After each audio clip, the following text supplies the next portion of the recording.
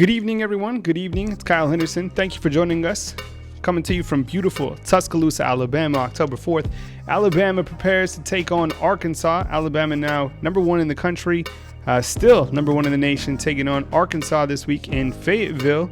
We'll have a great show lined up for you for tonight, so thank you for joining us from wherever you're coming from. And I love our callers from wherever you're from. So be sure and call in tonight later on the show. I'll open the line in just a minute. 205-686-3604 is the number to call. Here's the show lineup tonight. We're going to actually start off the show with our interview with Tua Tagovailoa, who spoke to the media this past Tuesday. It's a really good interview, really gives you some insight onto what type of player Tua is. Not only on the field, but off the field, just how he carries himself. Talks a lot about faith, and he's very modest. And considering how much talent he has, it's pretty interesting to just get his perspective. Did a really fantastic job speaking to the media. I'm going to provide a quick update on Trey Lewis. Not really an update, but we have some footage of him working out on the anti-gravity machine. It's really cool to check out. I'll play that in just a moment. We got Nick Saban's press conference coming up for you following that, and give you his take on his final presser going in Arkansas. Also, you guys saw it. He got onto the students for not showing up against Louisiana Lafayette. Alabama's a 35-point favorite. We'll talk a little bit about Alabama and Arkansas. Obviously, I want to get your game predictions. And my question of the night is, are Alabama fans bored? Are they bored right now? Are you guys bored right now with this season? You guys stomping everybody that's in your path? Want to get your thoughts on that. So when you call into the show, give me your thoughts on if you guys are bored. And I mean, because let's face it, Alabama so far is just steamrolling over everybody. The call-in number later on in the show is 205-686-3604. I'm going to talk offensive and defensive grades and stats. And this is your show. So when you call in, let's talk Alabama football. And before I get started, this lei right here, these two lei, these were sent in from Mitch in Hawaii. So I'm very grateful, very humbled that you would send this in, and I'm very honored and grateful to wear that. So here we are right now with Tua Tagovailoa, and we'll play this and let everybody get checked into the show. Okay, so here we go. All right, this is Tua Tagovailoa from Tuesday.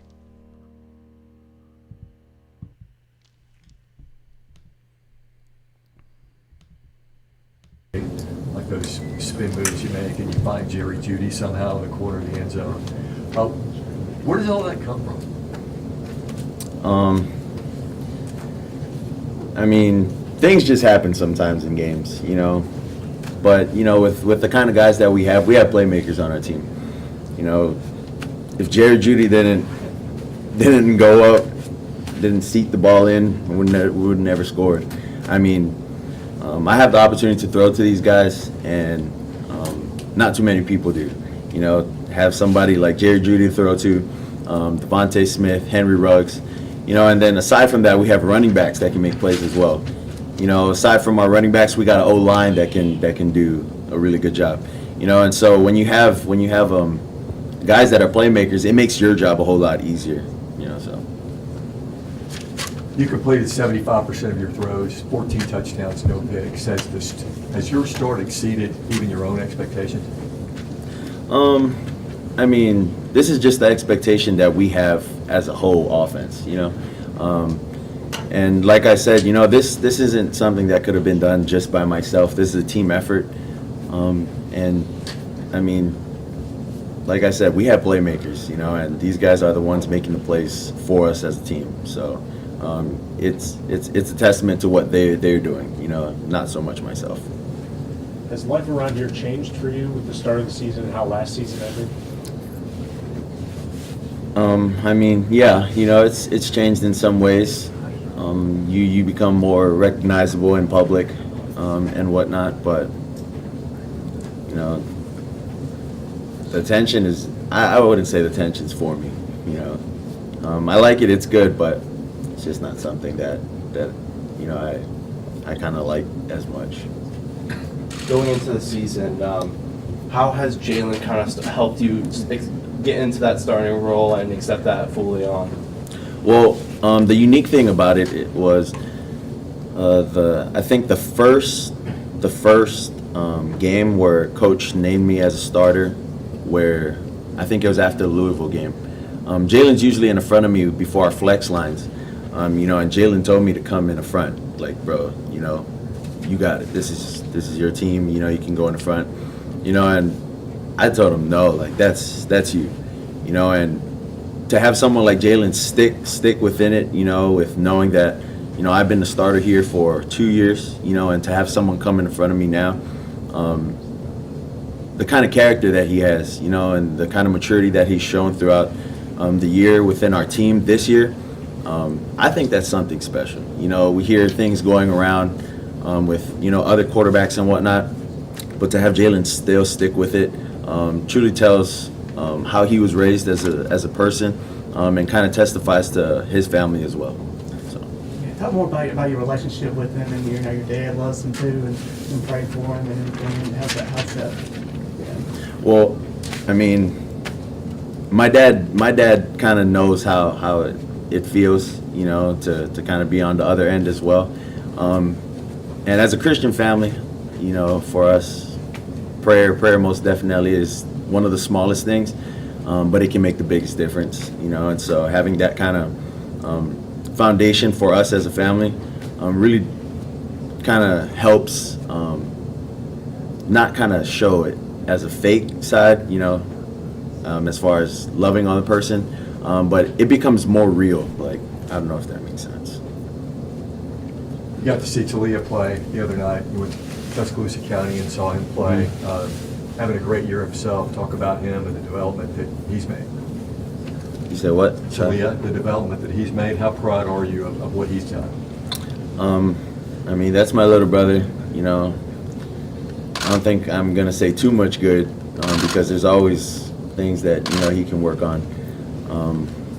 But I mean, this far within the season, I know they're doing pretty well. They have one loss, I believe, but I don't really keep up too much with how my brother's doing in high school because we have so much to focus on within our team here. And I mean, we'll talk about it here and there, but I mean, when it's time for me and my brother to get together, I mean, we're just ourselves. All right, that was Tua, and I get it. I mean, you guys have probably seen that video a bunch of times this week, and thank you for joining us. I like to play an opening good video kind of to get the party started, so to speak. So thank you for joining us from wherever you're from. I'm going to actually play some of Saban's press conference from last night, and we'll take your calls in just a minute on Bama Insider. So just hang tight on the calls, and then I'll open the line in just a few minutes, and I will take your calls. So here is actually Nick Saban speaking. This was last night, and these are some of his opening comments going into Arkansas. Line that up for you guys. Here we go. You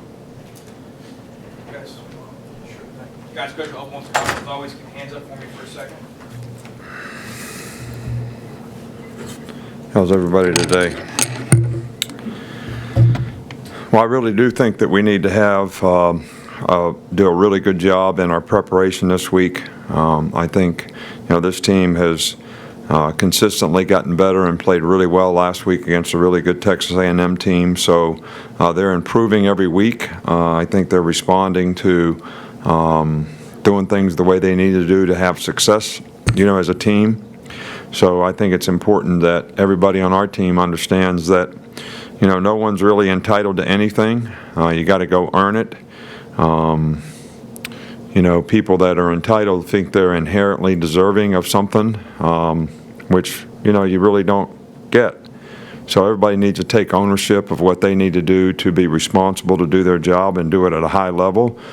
And I think it's important to prepare that way, throughout the course of the week. So, that's something that we continue to focus on as coaches to try to get our players to be able to do so that we can go up there and play a good game. I think you got to really do it when you play on the road, especially in our league. And, all these places are tough places to play, and Arkansas is certainly a tough place to play. So we got to have the proper respect to go take ownership of what we need to do to play to our standard. Coach, we'll start on this side with Dan. We didn't see Daniel Wright out there at practice today. I was just wondering if there's an injury with him or something. No, he's suspended from the team, violation of team rules. Come back on this side with Michael. Hey, just hoping you could assess the run defense at this point in the season.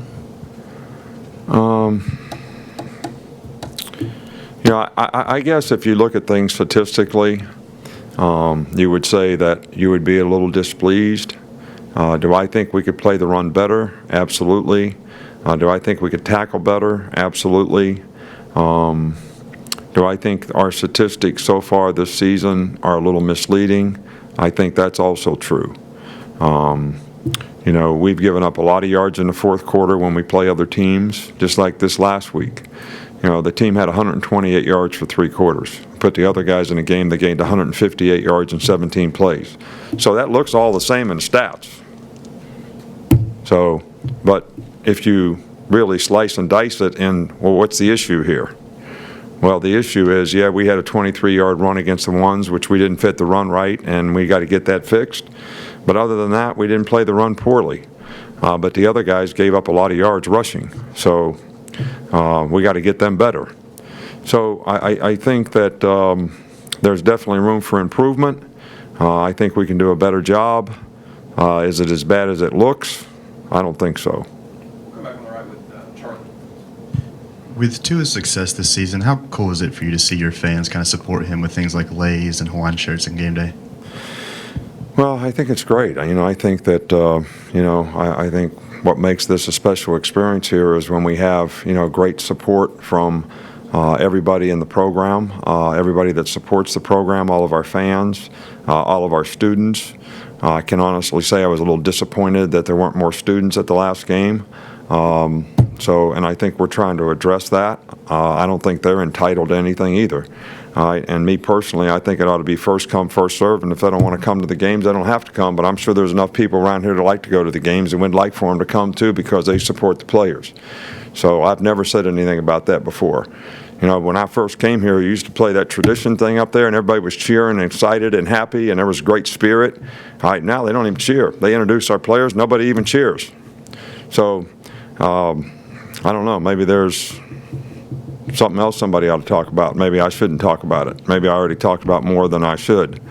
So you all can beat me up for that if you want. But look, our players work too hard, and they deserve to have everything and people supporting them in every way and have tremendous spirit for what they've done. And they may not be able to continue to do it. We're going to work hard to try to continue that. But there's a part of it that other people need to support them too, and there's got to be a spirit that makes it special to play here because that's what makes it special to be here. And if that's not here, then does it continue to be special to be here or not? That's a question everybody's got to ask, and I'm asking it right now. So. All right, that was Nick Saban during his Wednesday press conference addressing the lack of fans during the Louisiana-Lafayette game. Now, on one hand, I see where the students are coming from. It's 11 o'clock.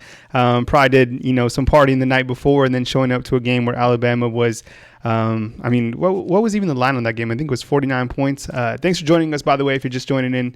We got a great show, and we started off with Tua, then we went to Nick Saban, and I'm going to show a couple graphics here in a little bit to paint the picture. And if you guys are just joining from Hawaii, I got this lace sent over from Mitch in Hawaii. He's one of our callers, so I'm really humbled and grateful to rock this on the show each Thursday and Sunday. Those are the two dates that I do our shows. And then if you're into recruiting, we actually have Andrew Bone do a recruiting show on Friday at 12 p.m. So that'll be tomorrow, and he'll cover everything recruiting-wise.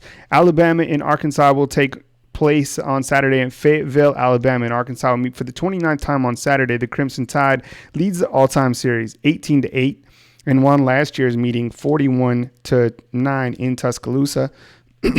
Alabama last week defeated Louisiana Lafayette 51-14. Excuse me. And Arkansas lost to Texas A&M 24-17. Game was a little bit closer between Arkansas and Texas A&M. Remember a couple weeks ago, Arkansas lost to Auburn 34-3, and then before that lost to North Texas 44-17, and before that lost to Colorado State 46-10. More interesting stats going into this one. In just a second, I'll pipe in some grades going into the season, and then some offensive stats, and then we'll open up the lines and I'll take your call. And my question tonight is: are Alabama football fans bored? Is this team that good to where fans are bored? Hopefully that's not the case. I think it's. I want to get your thoughts on that moving forward. 500 total yards of offense is a UA record for the 5th game in a row. Alabama's 608 yards in total offense against Lafayette last Saturday marked the 5th time in the Crimson Tide's season that they have topped 500 yards. It's pretty incredible. 45 for 5. With last Saturday's victory over Lafayette, Alabama has scored 45 points or more in 5 consecutive games for the first time in school history. 22 in a row at home with Alabama's 56-14 win over Lafayette on September 29th. Alabama has now won 22 consecutive games at home. The record is 24 games in a row, which was from 1971 to 1974. Unranked teams, no problem with Alabama 56-14 victory over Lafayette. Last Saturday, Alabama is now defeated, check this out, 77 consecutive unranked teams under Saban. That's the longest streak in college football right now. So what's up? Thanks for joining the show. I appreciate it. And I got some cool graphics for you guys right now. What I'm going to show you on the screen is the offensive grades. And so the higher the grade, let me show you how this works.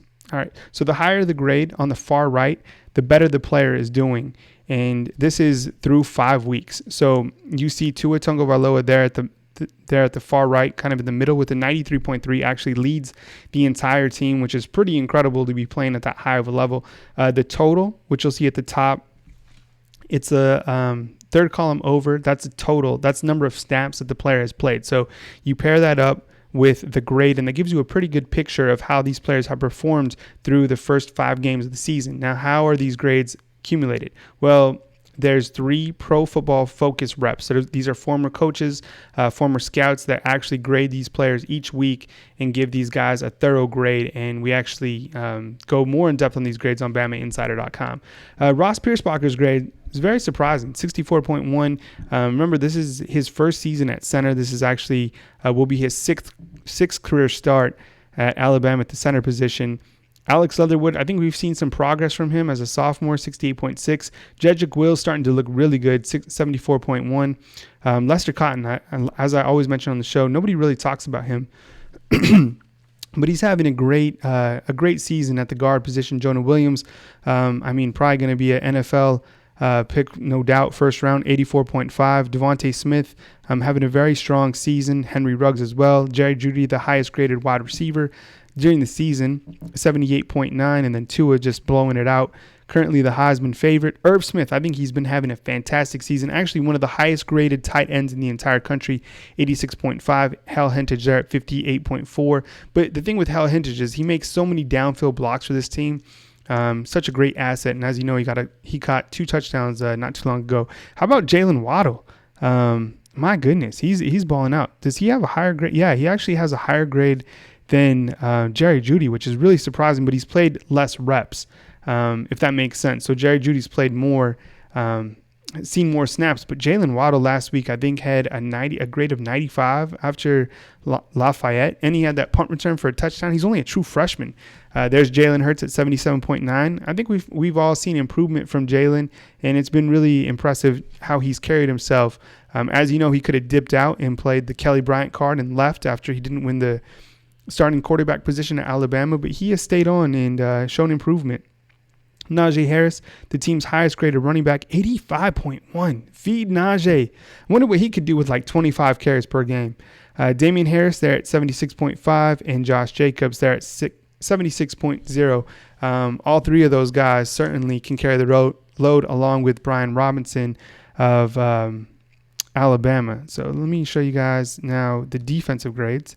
These are the defensive grades going into week 6. Xavier McKinney having a really strong year, 79.6. Deontay Thompson, second highest grade on the defense, 92.7. Didn't grade out that well last week against Lafayette, but overall he's been very, very solid. Trayvon Diggs looking very good, as well as freshman Patrick Surtain. How about Patrick Surtain? 260 snaps.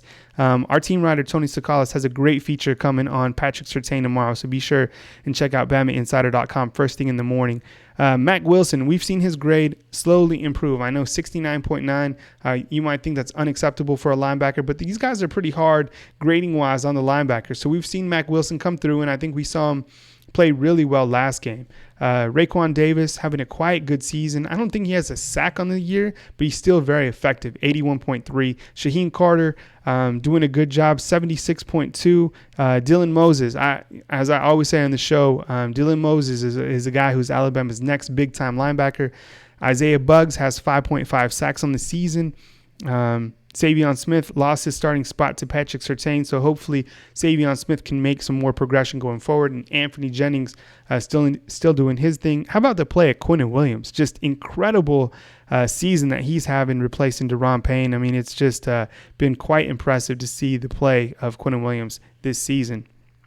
Next, I'm going to show you these are the offensive stats throughout 5 games this season. And as you can see from the offensive stats page, Najee Harris leads the team in rushing with 319 yards of net yardage, followed by Damian Harris, who's a senior, 250 yards. Be interesting to see if Damian can get to 1,000 yards this season. Doesn't look like it right now, at least. Brian Robinson, third on the team with 155 yards, followed by Josh Jacobs with 137 yards. Moving along with the quarterbacks.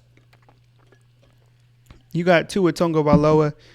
Check out the season that he's having. His efficiency rating, 238.32. That's pretty remarkable. Last game, he was 8 for 8, 66 of 88 on the season, 75%. That's unbelievable.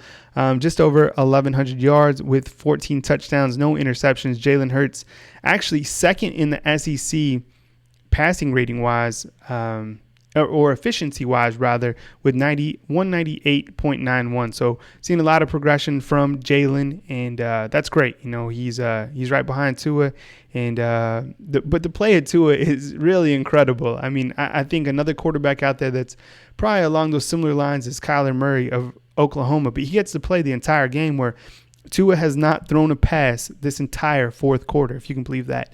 Leading the team in receiving, Jerry Jeudy with 19 receptions for 423 yards and 6 touchdowns. Henry Ruggs had a big game last week, 16 receptions, 296 yards. Devontae Smith, 15 grabs, 269 yards, and 2 scores.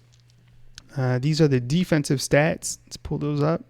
Deontay Thompson leads the team with 27 tackles. Dylan Moses, 24 tackles. I think Dylan Moses led the team last game. Xavier McKinney, 22 tackles from the safety position. Mack Wilson, 19 tackles. And then you can see the stats, the sacks in a couple columns over. 5.5 from Isaiah Buggs, 4.5 from Christian Miller. Christian Miller's having a great year as well. And then up there on the top, Dylan Moses with 2.5 sacks. And leading the team in interceptions, Deontay Thompson and Xavier McKinney, who both have 2 on the season. So those are your stats right now. And thanks for joining us on the show. I'm going to open up the line in just a minute, and I want to take your calls. I want to show you guys real quick. Let's see. I want to bring this up for you guys. It's actually Trey Lewis, who tore his ACL at the beginning of the year. And I'm looking for that clip. And just the progress that he's been making, it's really quite extraordinary. And let me find that for you guys real quick. All right. Let's see if I can frame this up. All right. So this is Trey Lewis. He's running on what Alabama calls an anti-gravity machine. He tore his ACL. I have no idea the time frame that he's going to come back. But hopefully he's able to come back at some point this season and make a contribution to Alabama, which would definitely help Alabama out. I mean, he's got NFL talent written all over him. If he can stay healthy, he's going to be very effective for Alabama. Now, it's going to be interesting to see if Trey Lewis stays for another year at Alabama, or if he just gets healthy and then dips into the NFL draft. So we'll have to keep you posted on Trey Lewis, but figured that was a good clip just because he's making so much progress, and really tough for those guys to lose out on their season before it's even started. All right, so the lines are open right now. You can call into the show. I want to talk to you about Alabama football. This is your show. 205-686-3604 is the call-in number. You can give me your game prediction on Alabama versus Arkansas. Want to hear if you guys are bored fan-wise. I mean, considering Alabama is just rolling through everybody. I We got our first caller tonight. All right, good evening. It's Kyle Henderson. Thanks for calling. Who am I on the line with and where are you calling from? Hey, Kyle, this is Andy Hopoy again from Aloha, Hawaii. Hey, how's it going? Yeah, thank you so much for calling in. I appreciate it. How was your Thursday today? Oh, great. That's good, man. So, what are you thinking about Alabama and Arkansas? Dude, I want to watch Tua, but I'm gonna be a little late. From what I heard, he doesn't get to play the second half. Yeah, he hasn't thrown a pass in the fourth quarter. How do you feel about that? I mean, I don't think it's going to hurt the Heisman hype because he's still the odds-on favorite from Vegas. But I mean, you can't risk playing Tua considering the fact that Alabama's just been rolling through these opponents through the first 5 weeks of the season. Yeah. Yeah, we heard Joe Cladd on ESPN saying that because he's not able to play the fourth quarter, but Hawaii people are saying that, hey, if you want to watch moments, you better go first quarter or second quarter because by halftime, game's over already. So it's been like that since high school. If we wanted to watch him play, we had to go first or second quarter because halftime, he doesn't play the third or fourth quarter. Let me ask you this. During Tua's interview, I thought it was really cool, and I was hoping someone from Hawaii would call in. He mentioned the Aloha spirit, and it's a real thing. It really exists, and Marcus Mariota also touched on that recently. Tell me a little bit about the Aloha spirit and kind of what that means for the Islanders who come over and play and definitely represent the state of Hawaii.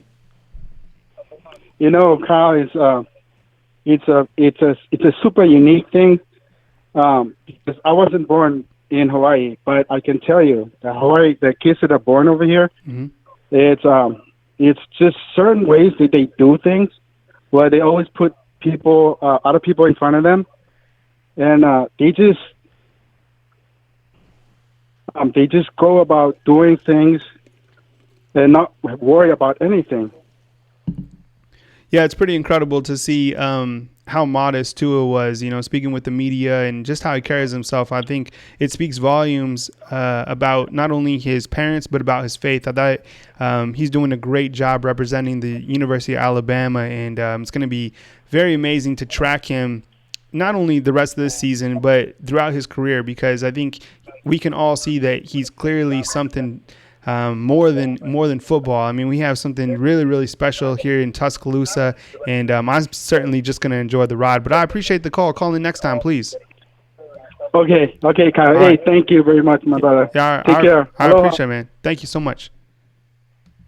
All right. Call in number 205-686-3604. I want to take your calls regarding Alabama football. Alabama taking on Arkansas this week. And Alabama, the big favorite once again, 35 points. The game will be on ESPN. Game will be at 11 o'clock.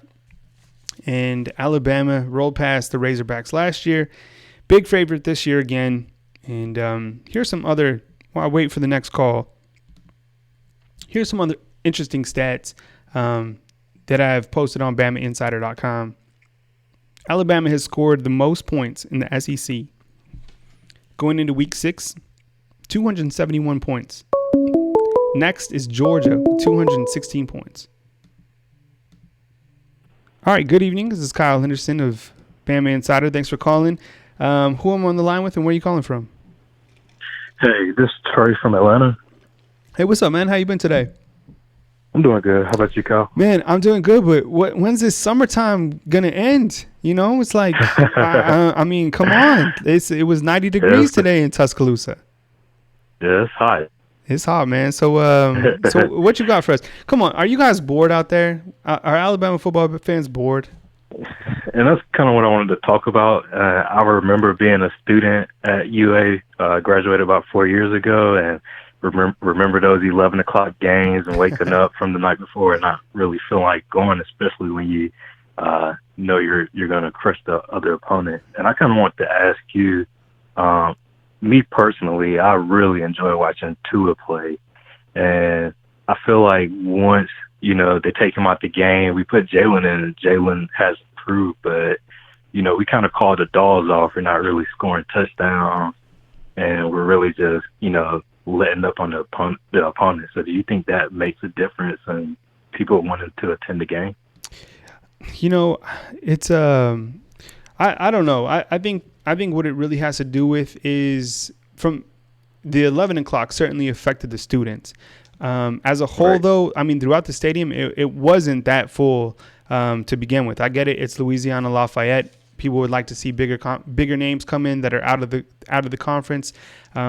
But I don't know. I mean, I kind of get the feeling that Saban feels that fans are starting to get complacent, and that's really bothering him. I don't think it was just about the students. I think it's about the fans overall. So it's, I mean, this team is so good, but it's like the game, all of Alabama's games are on ESPN. Every game in Tuscaloosa is burning hot. The tickets are super expensive. So I can get the fans' perspective and I can get Saban's perspective. But it has to remain a special thing. And I'll tell you what, I come from a program in college football where there's no college football pageantry. I went to New Mexico State University. We were lucky to get 12,000 fans at the stadium. I'm not kidding you, right? 12,000 fans. Sometimes they wouldn't even get that. And to see the type of pageantry that still exists here in Tuscaloosa, it's certainly so special to be a part of. Every place in the SEC that I visit is a new place, is a new adventure, but there's something still special about Tuscaloosa. So I have a feeling this next game against Missouri, which will be a 6 o'clock game, which is also Alabama's homecoming, will be jam-packed, and it's going to be a good one because Alabama will take on Drew Lock, who's a very talented quarterback from Missouri, and it'll be Alabama's homecoming game. It'll be 6 o'clock. Hopefully the temperatures died down for a little bit, and I think Saban got on everybody, so everybody's gonna be doing what Saban says. But I appreciate the call tonight. Calling again, man. No problem. Have a good one. Take it easy. All right, number to call in is 205-686-3604. Want to get your calls tonight on this Alabama team and your thoughts on the Crimson Tide, who have completely dominated teams through the first 5 weeks of the season. Louisville, score was 51-14. Then Arkansas State, 57-7. Rolled through Ole Miss, 62-7. Then Texas A&M, 45-23. Last week, Louisiana Lafayette, 56-14. And this week, they're a 35-point favorite over Arkansas. All right, as I mentioned earlier, Alabama has scored the most points in the SEC going into Week 6, 271. Next in line is Georgia at 216. Kentucky, they're having quite a season, right? Them and Auburn have allowed the least amount of points through the first 5 games, 63 apiece. Next in line is Georgia with 65. Ole Miss has allowed a league-high 192 points through 5 games, but has countered that with 184 points. They got a good quarterback in Jordan Ta'amu. Kentucky, check this out, is leading the SEC in rushing, 1,271 yards and 16 touchdowns. Alabama is fifth in the SEC with 1,087 yards and 8 touchdowns. All right, good evening. It's Kyle Henderson. Who I'm on the line with and where are you calling from? This is Mitch. Mitch, what's up, man? Mitch from Hawaii. Hey, Mitch. Look, man. I got the lei. I've been wearing them. The chocolate was incredible. I am so thankful that you sent the care package out, man. So tell me about your week. What'd you think about Tua's interview on Tuesday?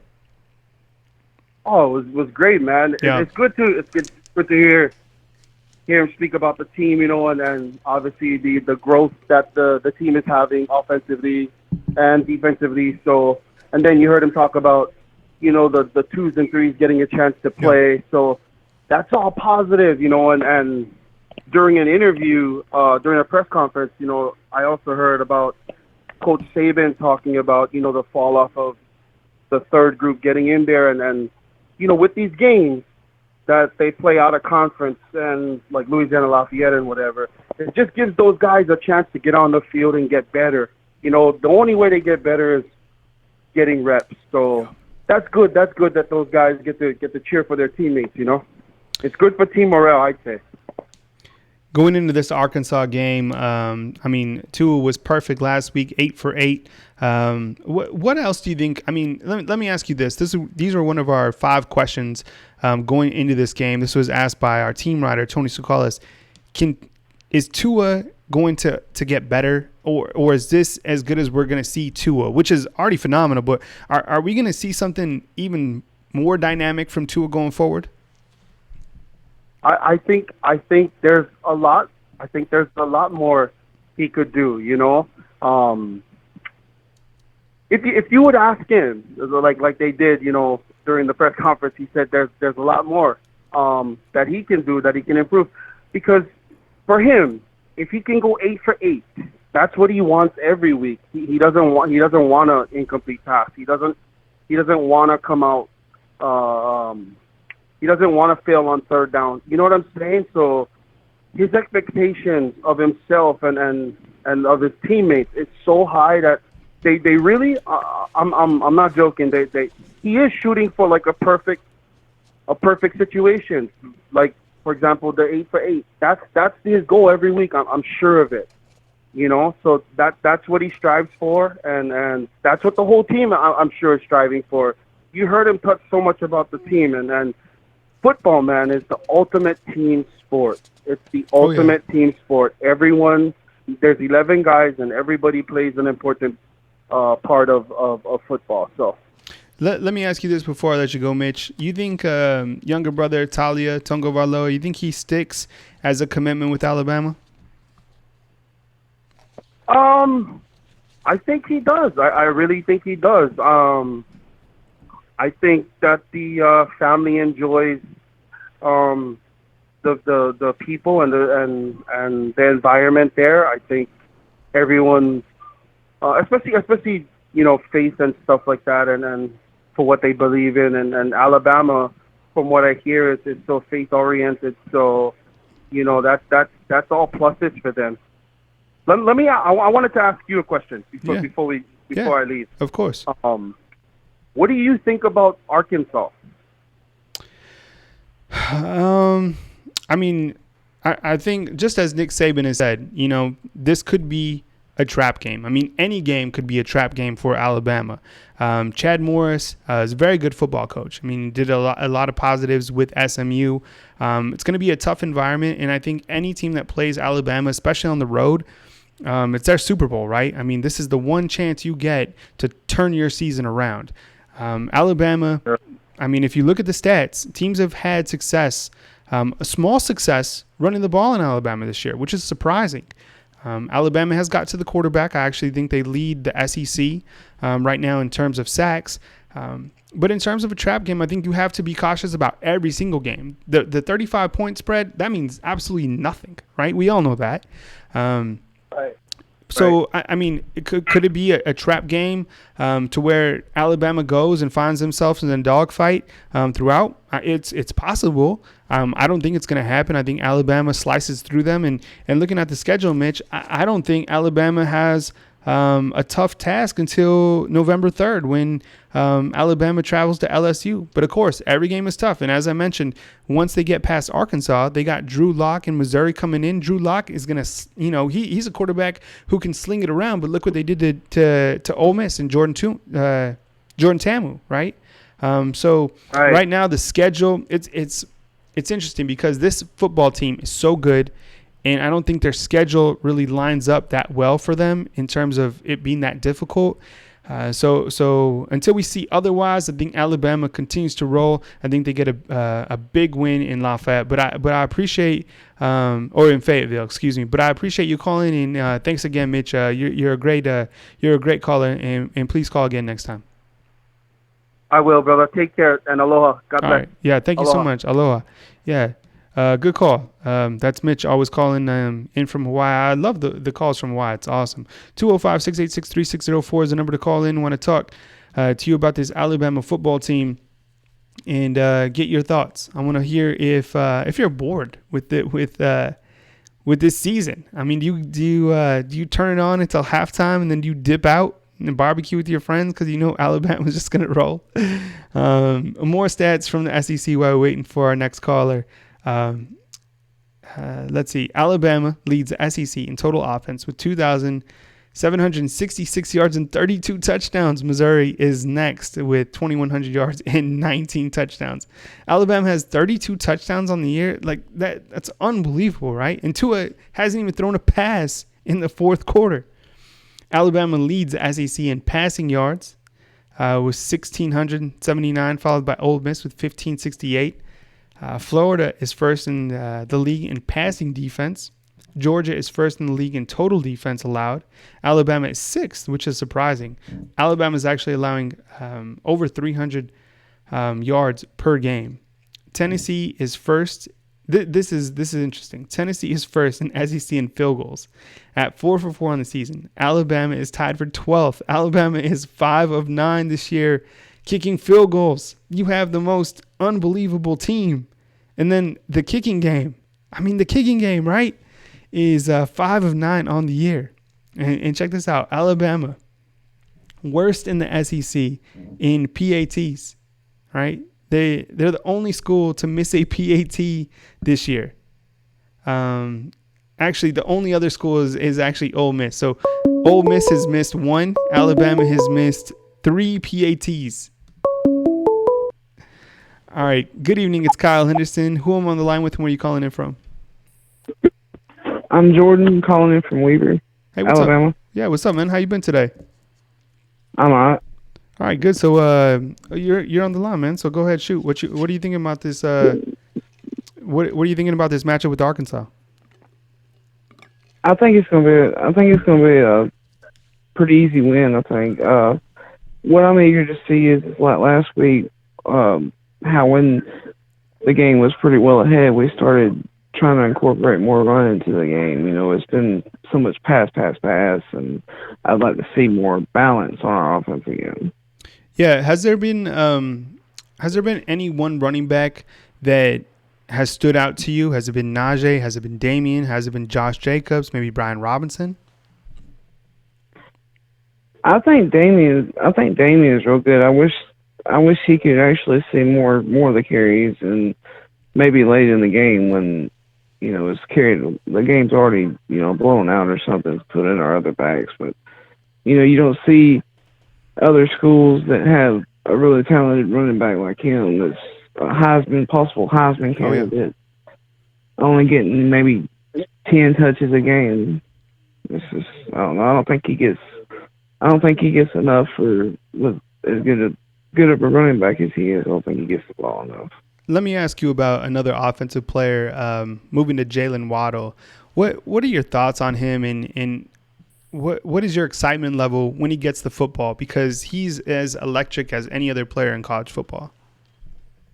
I think he's really good to just be a true freshman, how he's able to get the ball and create plays. Like last week when he had one punt return, and then the second punt he got, he was able to run all over the field. And although he didn't return it, he was still able to manage to get like 20 yards when he should have been down at the very beginning of the return.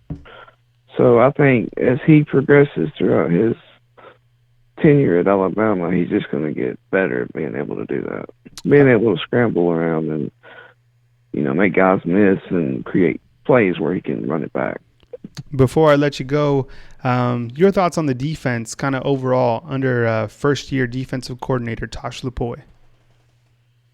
I think we're doing a lot better. Beginning of the year, it seemed like our secondary might not have been all the way there yet, but it seems like to me these last few games, especially, they've improved a lot, and they're starting to click. It seems like, and I think it'll just get better as the year goes along. All right. Well, I think by the time the postseason gets here, that there'll be no team to be able to pass on our secondary. Yeah, good calling, by the way. Thank you again. Please call in again. Brought some good stuff to the table. I'll catch up with you next time. Thanks for calling in, buddy. All right, thanks. That was a good call in. 205-686-3604. I want to get your thoughts on this team. And I agree with our last caller in terms of the secondary. I think secondary, going into the season, you could probably rewatch a lot of our videos where that was one of the looming question marks. was, could Alabama replace the talented secondary that they had last season? It's not every year that you have a Minkah Fitzpatrick that you lose. And I think Alabama has done a fantastic job replacing a lot of those heavy hitters from last season with guys who are playing lights out this season, right? I mean, the play of Deontay Thompson has been fantastic. Probably, another guy who leave early for the NFL draft. And remember, he's just a junior this season. 205-686-3604 is the number to call in. If you don't get in, just keep calling, and I'll pick up the line when I can. More stats from the SEC, and as I was saying, Alabama has missed 3 PATs this year, which is the worst in the SEC. Benny Snell of Kentucky leads the league in rushing. Got another call in. Here we go. All right. Good evening. It's Kyle Henderson. Before we get started, could you please turn your speaker down in the background so there's no echo? Okay, can you hear me now? Yeah. Just the speaker on the computer, just turn that down, and we can. Before we get. Okay, can you hear me good? Yeah. So who am I on the line with, and where are you calling from? You on the line with Michael Ward. Okay. And where are you calling out of? I'm calling out of Lake Park, Georgia. All right, cool. Yeah, not too far away. So you're on the line. Go ahead, shoot. Oh yes, man. I think I don't mean to be looking ahead, but first of all, I'm just thinking about how Alabama could match up with not only Arkansas with our running game, but looking down the line against a good Missouri team. I kind of grew up being a Bulldog fan, and I was watching how we matched up with Missouri. I know that they can throw the ball real good, but they also can run it a little bit with little trap run plays, and that would be a real good challenge for Alabama coming up. No, I think so. And as Saban, got on the students, I would like to see a completely full Bryant-Denny Stadium for that game. 6 o'clock, homecoming game. And as I mentioned, Drew Lock is a very talented quarterback. And as you said, they got a very good running back. They got a very good tight end. They got wide receivers who could stretch the field. Now, they're going to have their hands full on defense. There hasn't been anybody in college football right now that has proven that or that I've even seen that looks like they can stop Alabama. But Missouri's offense might be able to put a little bit more points on the board than people are anticipating looking past this Arkansas game.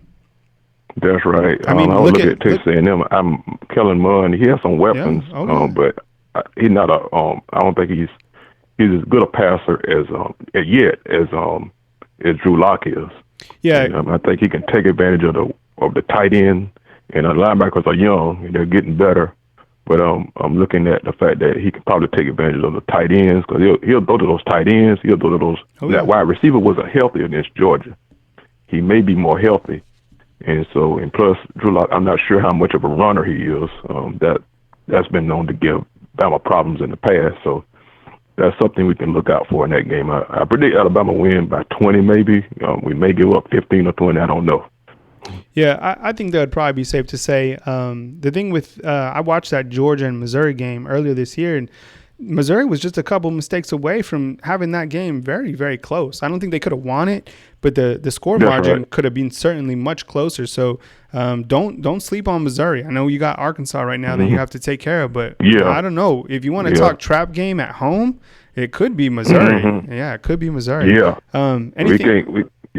Absolutely. We can't overlook Missouri. And like you said, Arkansas put up a better fight against Texas A&M than I thought they would. Yeah, and I think that's, a team trying to find their rhythm under, a new head coach in his first year.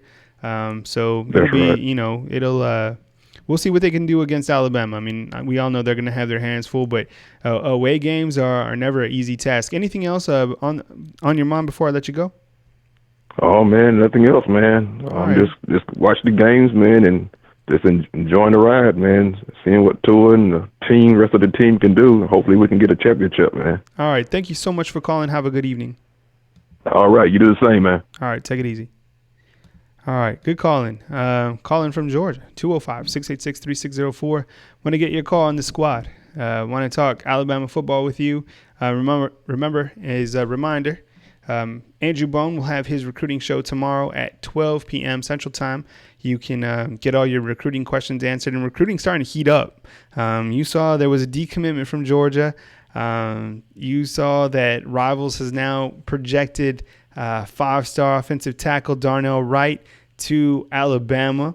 The ending of this recruiting class and is going to be very exciting. Remember, Wan'Dale Robinson's still out there on the board.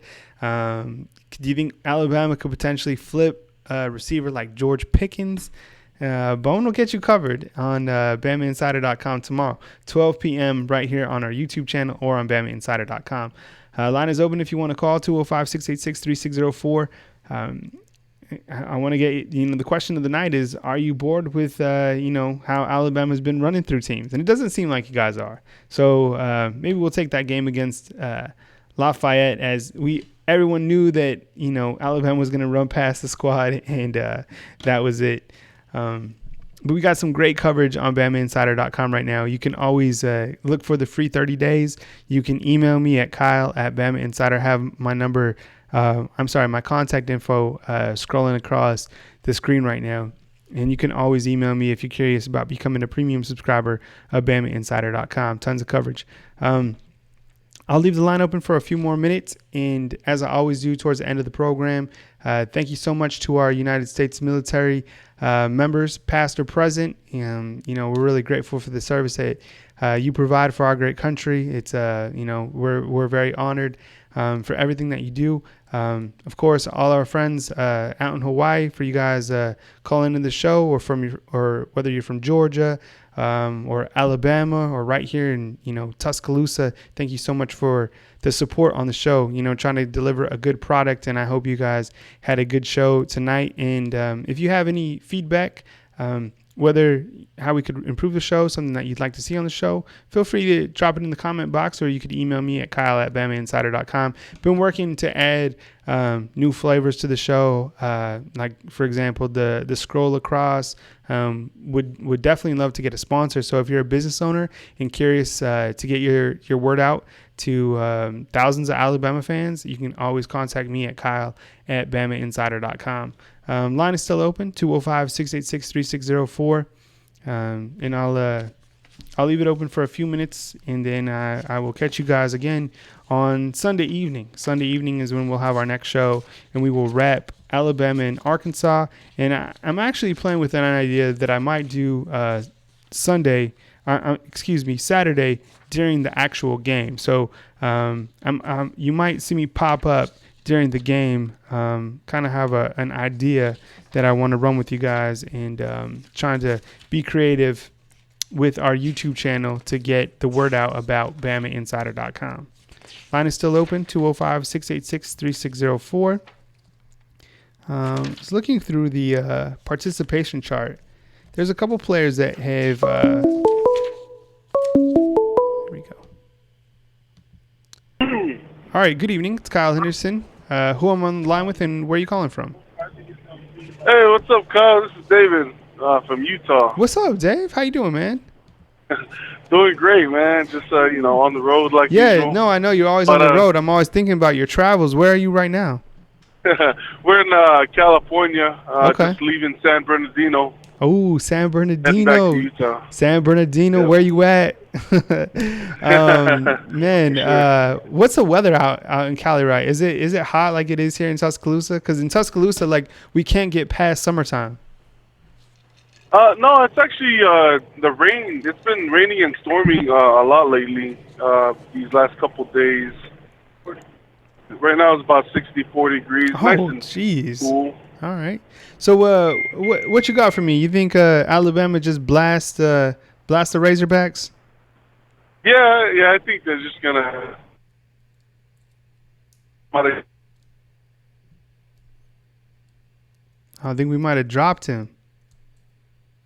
Oh, he's our caller. He's out of Utah. All right. Okay. We'll try to get him another time. I'm sure he'll call back in. All right. He's a good caller too. He's truck driver calls in. It's awesome. The call-ins are amazing. And truth be told, I never came here with an idea to have a call-in show. I don't even know how the call-in show even spawned. But now we have a call-in show and we talk Alabama football, which I think is pretty cool. And I hope you guys enjoy the product. 205-686-3604. About to dip out and close it up for the night. But the line is still open if you guys want to call in for one last-minute call and to get your thoughts on Alabama and Arkansas. I'm trying to find a couple more interesting stats. I think I had let me see if I can pull it up. Is it Tua's passing chart I want to show you guys? Yeah, this is pretty cool. Let me show you. Oh, here we go. All right. Good evening. It's Kyle Henderson. How you doing tonight? Who am I on the line with and where you calling from? What's going on, Kyle? It's Tim from Cedar Bluff, Alabama. Hey, how you doing tonight? Doing good, brother, man. Hey, I just wanted to let you know I never get bored with the games, but my wife sure does. Yeah, no, I hear you. What are you thinking about this matchup with Arkansas on the road? Arkansas is playing better, even though the record doesn't show it. It seems like they're playing a little better every week to me, but I still don't see how they can keep it close. I'm thinking something like a 45-14. I don't think we hit 50 this game, though. But I actually wanted to talk about recruiting if you wanted to. Yeah, sure. Go ahead. There's a few guys we're hoping to flip. Dent from Florida State, Pickens from Auburn. Mm-hmm. I mean, I think Nolan Smith is about as longest shot as you can get from Georgia. But what do you think about any of those guys? What are our chances on that? I mean, I'll leave it up to Andrew Bones tomorrow on his recruiting show.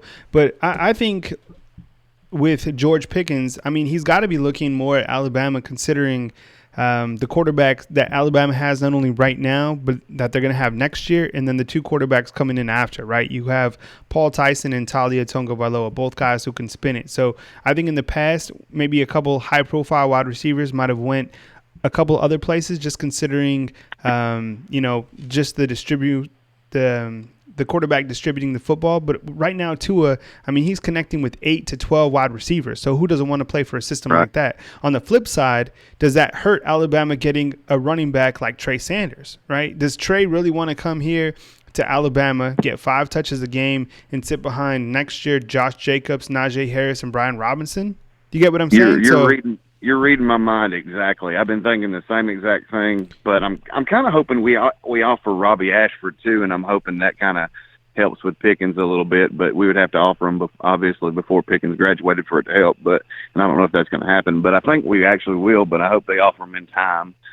But hey, did you Dent, see? I was on a website earlier, and we got a few crystal ball picks for Dent earlier today, and I don't know if there was some news that came out out of Florida State or why. You know, it wasn't Bama Online guys or nothing like that put it. It was just normal 247 sports people that put it on there. But I was just trying to figure out if there was a reason why there was 3 picks going to Alabama for Dent now. You know what I mean? Yeah, and like I said, Andrew will have more on that tomorrow at on his show at 12 o'clock. And it'll be interesting to see what he says. I mean, I know there's a couple new names in the mix that are in play for Alabama. One guy that I certainly have my eye on and want to get your take on this one is Wan'Dale Robinson. I mean, he's got a similar stature to Jalen Waddle.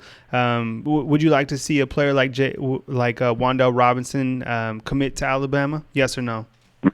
That's a bad dude, man. I'm afraid Ohio State or Nebraska is going to get him, but that dude's bad. Obviously, I would think they would take him if he wants to commit at this time, you know. But even though they're not looking at, I don't think they want him at running back. I think he's more of a wide receiver type guy, kind of slot. You know, they're talking about using him Jalen Waddle / Josh Jacobs type player. You know what I mean? But he would be in the slot probably a lot, but maybe a little bit of kick return. But he's a pretty special player, small guy. I don't think he's quite as tall as Waddle, but definitely has the moves. Though I think he would be a breakout guy if we can get him. Though another player that Rivals actually just forecasted to head to Alabama is Darnell Wright, offensive tackle. What are you thinking about that? I mean, I think that would be probably icing on this recruiting class's cake, right? Well, I was looking at Evan Neal, Darnell Wright, Clay Webb. All these guys we're after pretty hard right now. But I've been thinking he was going Tennessee. That's all I'm hearing is Tennessee on Darnell Wright. So I didn't know that, so I'm actually glad to hear that, man. He's a beast. But I actually think out of all three of the guys, Wright, Neal, and Webb, I believe that Evan Neal is probably the highest on the board right now, even though we need a guard center type guy like Webb. But I believe Hewitt Trustful, I went blank. Pierce Quick, that's the guy. Yeah. I think he's actually probably going to be playing a little bit of center for us. And I think Clay Webb has said he doesn't want to play center. He prefers guard. I might have it backwards, but I believe he said he prefers guard. You're right. And that's been the interesting thing with Webb is I think that Webb could potentially come in here, and with Raj Piersbacher exiting, you could say that Webb has a shot to start at center next year as a true freshman, but then again, he doesn't want to play center. Exactly. You bring up a good point that you could potentially slide in Pierce Quick, who has a good frame. He's bigger than Webb, and put him at center, and then let Webb work at a guard position. I really like Webb. Every time I've seen him, he's built out of cinder block and marble. I mean, you cannot move him. It's really incredible to see. I just can't see Alabama letting a player like Webb get out of the state. I know it's gonna be tough, but man, I think Webb. I think he eventually signs with Bama. I really do. Yeah. Georgia's putting on the heat right now, but I really think he's going to sign with Bama. I do too. Evan Neal's really that's the dude I'm high on right now, the highest. I mean, he's climbing up the board right now too. But hey, real quick, one other thing before you got to get off here. Yeah. What do you think about our chances with Nakobe Dean and Henry To'oTo'o? Let's see. Both. I mean, that biggest need, I believe, is inside linebacker, right? I mean, that. Oh yeah. I mean, it'll be. I think Alabama fans will be eager to hear that. Markel Benton has really shown improvement, along with Ali Cahill, who's a transfer from Washington. I know Nakobe Dean was here a couple weeks ago. I think he took his official visit for that Texas A&M game, if I'm not mistaken. And I don't know if he made it. I think his car messed up, didn't it? Yeah, I like I said, I'll have to refer like your inside linebacker recruiting questions to Bone. So, Right. But I'll definitely write that down and have him actually answer that. And we're working to have Andrew have a call-in show, because I like to do a lot of the team stuff, and he does a lot of our recruiting stuff. So I think him answering the recruiting questions on a call-in show will be killer. So I'll let you know on the progress of that recruiting show, but it's certainly coming your way. But I really appreciate the call tonight, and please call again next time. You provided some great depth to the program. All right, Kyle, I appreciate it, brother. Yeah, same here. Take it easy.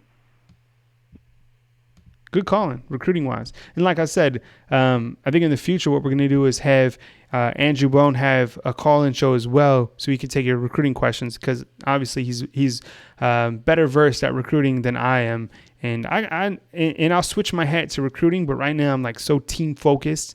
Tony Tsoukalas and myself, we are on the ground here in Tuscaloosa, our all team, and then we have Andrew Bone, who is our recruiting guru. So anything recruiting-wise, Andrew Bone is your man. Line is still open if you want to call in, 205-686-3604. Got one more graphic before I let you go. This is Tua's passing directional chart through the first 5 games of the season. Check that out. So the numbers, they indicate, the dark blue indicate that he's performing on another stratosphere. 95.8 to the outside left, 4 for 6, 114 yards and 2 touchdowns. And that's passes thrown over 20 yards through the center, right? Between the numbers, 4 for 4, 190 yards, 2 touchdowns, 97.9. There's not a better quarterback in college football between the numbers, 20 plus yards downfield. To the outside right, 3 for 5, 87 yards and 2 touchdowns, 92 flat. That's pretty incredible. Across the field, 10 yards plus, 7 for 11, 160 yards, 2 touchdowns. And to the outside right, 10 plus yards, 5 for 8, 83 yards, and 2 touchdowns. Pretty cool stuff. And we break it down all the time on BamaInsider.com. There's tons of coverage. If you're interested to become a premium subscriber, let me know. You can email me at kyle@BamaInsider.com. The call-in number is 205-686-3604. If you don't get in, keep calling, and you can also leave a voicemail. Sometimes I play those on the show as well. But if no one's going to call in tonight, I will catch you guys another time. Thank you so much. I feel like this was a really good show. I hope you got a lot out of it through all the callers. 2 from Hawaii, 1 from Georgia, 1 from Alabama. Good stuff. I think we're going to have a good weekend. I think Alabama fans are going to be satisfied with what they see on Saturday against Arkansas. 35 points. I'm not sure if I would take that spread. Maybe I would take it at the halfway point, but I don't think Alabama, you know how they like to rotate those 2s and 3s towards the end of the game. I do expect Tua to have a slamming game again, though. So have a good night, everyone. Be good people out there. Be good to each other, and I will catch you soon next time, Sunday, 8:30 p.m. Central Time for our next show. Tomorrow, 12 o'clock, Andrew Bone will be on the mic, so give him some love, and thank you so much for showing me support tonight on the BamaInsider.com live stream. From Tuscaloosa, Alabama, beautiful Tuscaloosa, Alabama, this is Kyle Henderson signing off from the BamaInsider.com live stream. All right, take care, everyone. Peace.